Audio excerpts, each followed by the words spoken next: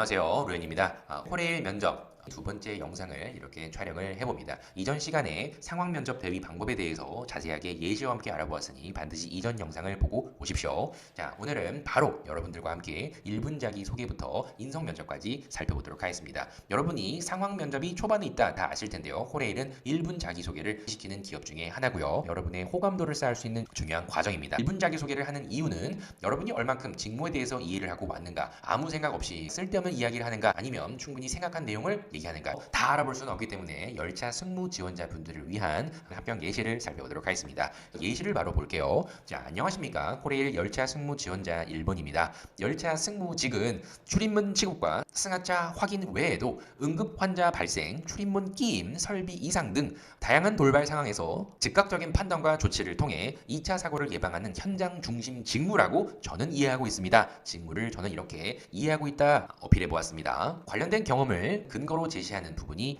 이어집니다. 이와 관련해서 저는 교내 축제 봉사단과 놀이공원 아르바이트 경험 등을 통해 안전관리 역량을 키워왔다고 생각합니다. 라는 이제 대표적인 예시가 나옵니다. 특히 놀이공원에서는 기구별 고객 관리 담당자로 근무하면서 시설 안전팀과 협업하여 기구 점검 외에도 인파로 인해 줄서기 동선이 꼬이는 문제를 해결하고자 대기 구간을 구획화하고 입출구 동선을 분리하여 일방향 흐름을 유도했던 경험이 많습니다. 또한 대기 인원을 일정 간격으로 분산시키고 혼잡 구간에는 안내 인력을 추가 배치 요청을 하여 충돌 가능성을 최대한 줄였습니다. 이를 통해 안전사고 위험을 낮추면서도 탑승 대기 시간을 안정적으로 관리하여 고객들의 만족도, 탑승하고자 하는 놀이기구의 이용 과정에 있어서 편의를 최대한 주었다. 이런 내용으로 이어지는 소재를 주장의 근거로 안전관리와 고객관리, 고객만족 이런 부분을 어필한 거겠죠. 그래서 이런 경험을 바탕으로 입사 후에도 매뉴얼 기반 대응과 현장 판단력을 갖춘 승무직으로서 사고를 항상 예방하고 승객이 늘 안심할 수 있는 열차 이용 환경을 만드는 데 기여하겠습니다. 감사합니다. 이 정도 얘기를 하시면 충분히 1분 자기소개는 어느 정도 끝납니다. 단순히 태도만 강조해서는 절대 안 됩니다. 뭐 어떤 형태로 하셔도 괜찮습니다. 합격하는 분들의 자기소개는 어떤 정량적인 표기를 무조건 해야 되는 시대는 지났다. 여러분이 생각하는 그런 가치관들을 명확히 제시를 해주시고 직무에 대한 이해를 기준으로 관련된 경험을 많이 했다. 그걸 통해 무엇을 나는 중요하다고 생각하고 이런 형태로 이어져야 됩니다. 당연히 사실을 근거하여 제시를 했기 때문에 관련된 이야기를 듣고 난 면접관은 구체적으로 물어볼 수 있습니다. 어떻게 그렇게 했습니까? 실제 몇 명이나 근무를 했나요? 일평균 고객 수는 어느 정도 보셨습니까? 어느 정도의 대기 시간이 있었던 겁니까? 뭐 이런 형태로 구체적으로 물어보면 거기에 대해서 얘기를 할 수 있을 정도는 되셔야겠죠. 그래서 1분 자기소개와 상황 면접이 끝나게 되면 인성 면접으로 자연스럽게 넘어갑니다. 약 5분 동안 이어질 거고요. 내가 받을 수 있는 질문은 평균적으로 3개 정도의 질문이 있을 겁니다. 하나를 묻고 꼬리 질문은 별도고요. 1분 자기소개의 내용을 듣고도 물어볼 수 있으나 발표 내용에 경험사항이 없는 분들은 먼저 이런 형태로 물어봅니다. 오늘 상황 면접에서 발표했던 비슷한 경험이 있으십니까? 이런 형태로 물어보는 패턴들이 많이 있고요. 또 그 경험을 하셨다면 좀 어려운 점은 무엇이었습니까? 이런 형태로 상황 면접에 이어서 물어보는 경우도 있다. 이 부분을 제가 말씀을 드리고요.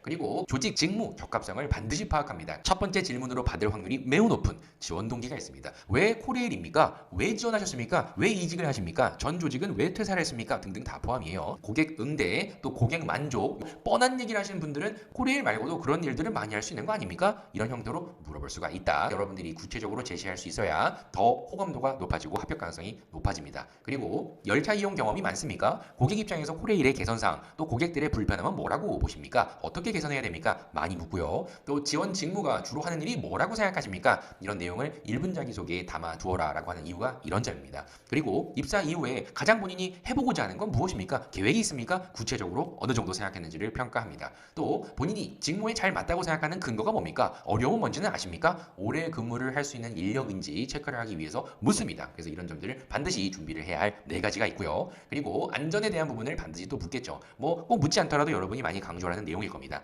그래도 안전이라고 생각하는 게 뭔지 얼마큼 생각을 해봤는지입니다. 안전이 그냥 사전적 정의가 아니라 여러분들이 생각한 내용을 기준으로 한번 재정의를 해보는 겁니다. 안전은 사고가 닥쳤을 때를 대비하여 선제적으로 대응하는 것이 저는 상당히 중요하다라고 생각합니다. 뭐 이런 형태겠죠. 안전성과 효율성이 동시에 충돌했을 경우는 어떻게 할 것입니까? 당연히 안전도 중요하고 효율도 중요합니다. 그래서 안전한 상황 속에서 효율을 늘릴 수 있는 이런 아이디어를 하나씩은 다 가져가시는 게 좋습니다. 그리고 근무 시에 어떤 위험 요소라는 사소한 부분을 발견하면 어떻게 할 것입니까? 많이 웃겠죠. 이런 유도 질문일 수도 있으나 작은 리스크도 여러분은 절대 허락하면 안 되는 그런 기관에 가시는 겁니다. 또 고객 관련된 경험도 상당히 많이 묻습니다. 고객이 폭언을 한다든지 주치자라든지 예상치 못한 상황이 실제 닥칠 수도 있는데 그런 상황은 어떻게 대응하실 겁니까? 관련된 사례가 있습니까? 악성, 강성 민원을 실제 많이 대응을 해보셨습니까? 이런 형태겠죠. 또는 규정과 다른 무리한 요구를 했을 때 어떻게 할 겁니까?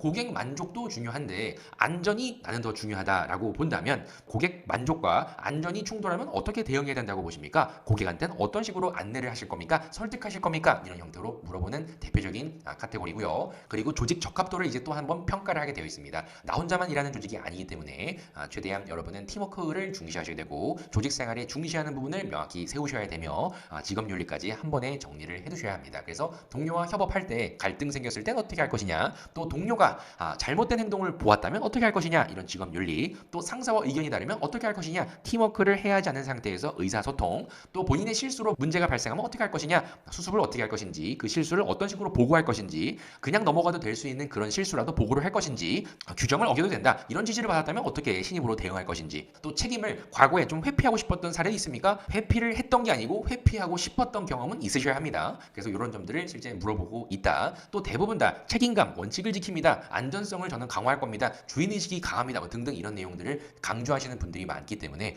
스스로의 어떤 책임감이 과하다 이런 분들께는 이렇게 물어봅니다.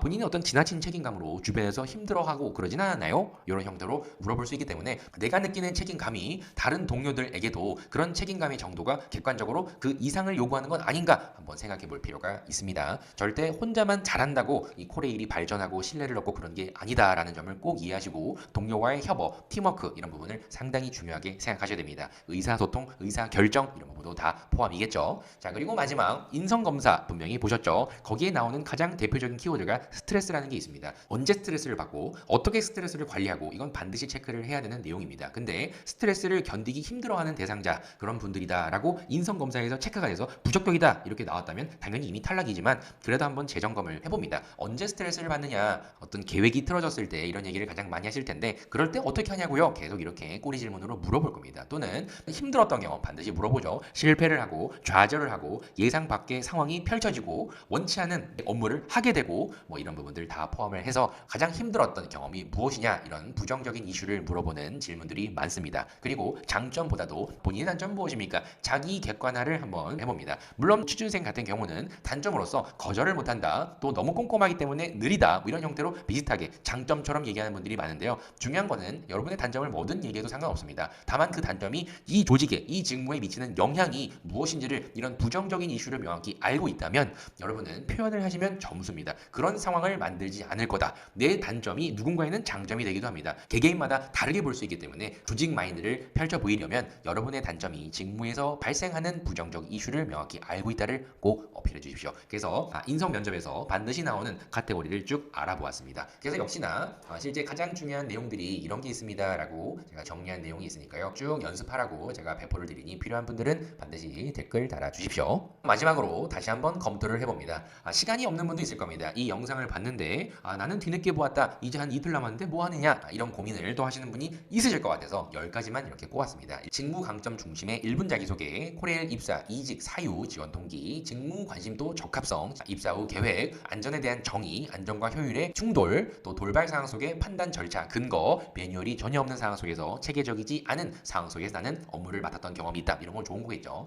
그리고 또 역시나 예상치 못했던 문제가 발생했을 때 대처했던 경험 당연히 정리하셔야 되고요. 또 협업하면서 발생하는 갈등 상황 속 해결 사례, 의견 조율, 팀워크를 어떻게 다시 구축했는지, 또 실수를 나는 접했을 때 어떤 식으로 대응해 나갔는지, 업무를 어떻게 더 적응하고 습득했는지, 이런 강성 고객 위험을 어떻게 대처를 했는지, 장단점, 어떻게 단점은 더 개선하고자 노력을 하고 있는지, 이 10가지는 꼭 반드시 여러분들이 점검하고 가셔야 되는 대표적인 질문입니다. 시간이 없다면 이것만이라도 꼭 여러분 잘 정리하셔서 가셔야만 합니다. 마지막으로 면접 초반에 있는 1분 자기소개와 상황 면접이 가장 중요하다라는 점을 다시 강조를 드려요. 그래서 상황 면접 많이 연습을 해주십시오. 그러면 이번에도 코레일 면접 준비 방법에 대해서 간략하게 살펴보았습니다. 잘 참고하셔서 면접장에 갔을 때 꼭 이 얘기만큼은 하고 와야겠다 했던 부분을 다 전하고 오는 면접이 도입이 되셨으면 좋겠습니다. 컨설팅이 필요한 분들도 또는 이런 상황 배설을 참고하고 스터디하시고 또 독학하시는 분들도 최대한 잘 활용하셔서 코레일 반드시 합격해 주십시오. 꼭 코레일에 입사해서 현직자로서 코레일의 발전을 위해 노력해 주십시오. 파이팅입니다. 감사합니다.